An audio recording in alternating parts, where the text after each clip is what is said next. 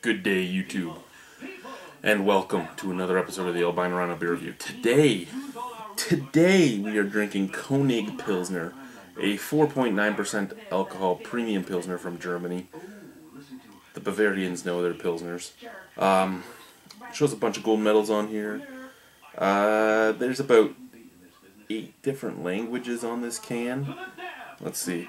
1, 2, 3, 4, 5, 6, 7, 8. Make that 10 different languages on this beer. So this must be a pretty big export for Germany. There's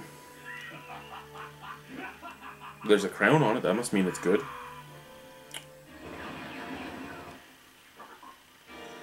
Konig Pilsner.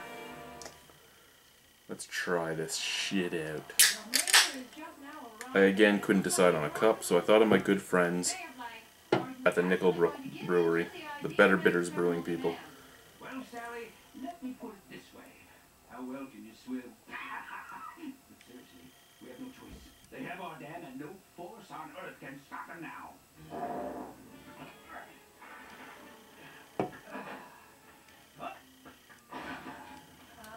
It's a beautiful looking beer. A little darker than I would have expected from a Pilsner, more of a blonde color than the really pale yellow that you're used to.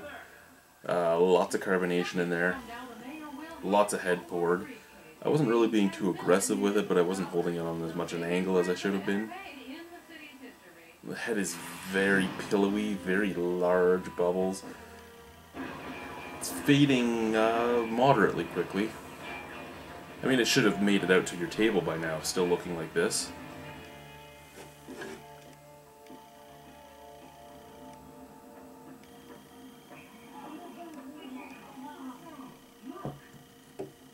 It looks really nice in this cup. I mean, you can't take that away from it. It looks good in the cup.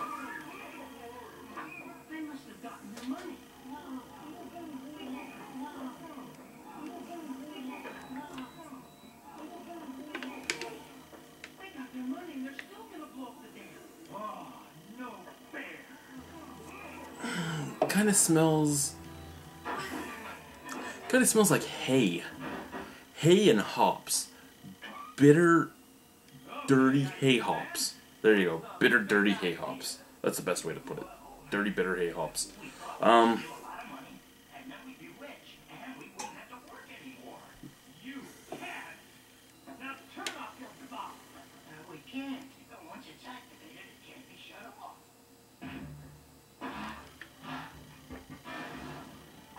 don't know, it just... What are you doing?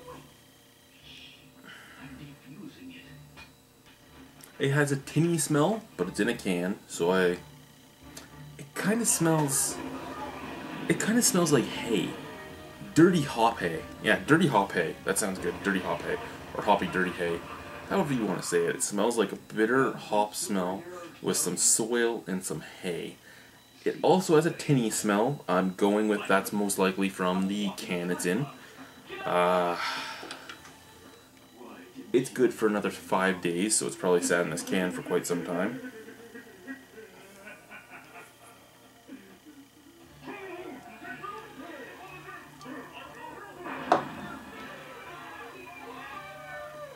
I thought this was a pint glass, John, but it's not going to fit in here, so this must be a Canadian tall boy glass, since most of the cans you're serving at Nickelbrook are 473.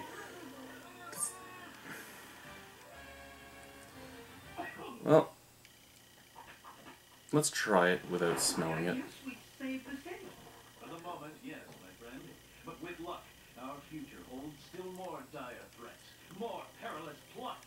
Wherever villainy rears its great big head, wherever evil sets its giant ill-smelling foot, you will find the tick. Oh, and Arthur is Okay, so good show. I like it and I hate it at the same time. And so, may evil beware, and may good press warmly and eat plenty of fresh vegetables. Soft, smooth, slips down your throat. but I can't say easy drinking. It's very, very bitter. More bitter than most Pilsners are. It's actually almost as hoppy as the average IPA would be. But unlike the average IPA, it's not really rounded because a Pilsner isn't known really for its strong malty flavors. It's more known for its hoppiness. This one has a great deal of hoppiness, but the malt really isn't there. I don't mind that part of it. The part that I dislike is the metallic, tinny taste that's coming off in my mouth. I know again that that's most likely from the can. I would not know. I've never had Konig in a bottle. Unlike some of the canned stuff, I have found the stuff in bottles before. Konig, never found it in a bottle. I've only drank this once before now, and I don't really remember much about it.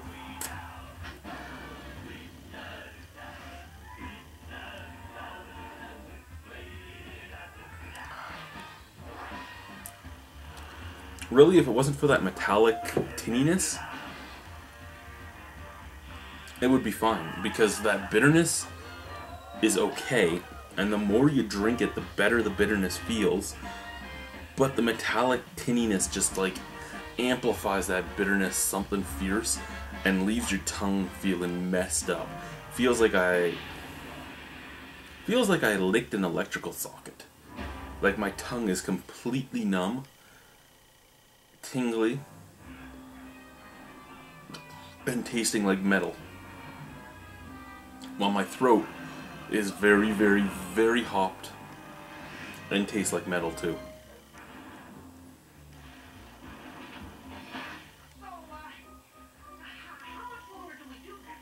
Well, we're on patrol. So we patrol until something happens. A crime or something. It's not bad though. I mean, other than the metallic taste, it's perfectly fine. I'd give it a 6.5 out of 10. It's a worthwhile Pilsner. It, again, is a little hoppier than usual, so I can't give it as high a mark as I'd like to. But even with that bitterness, if it didn't have the metallic taste, it would be great. It would probably be like a 7.5 or 8 if it didn't have that metallic taste in it.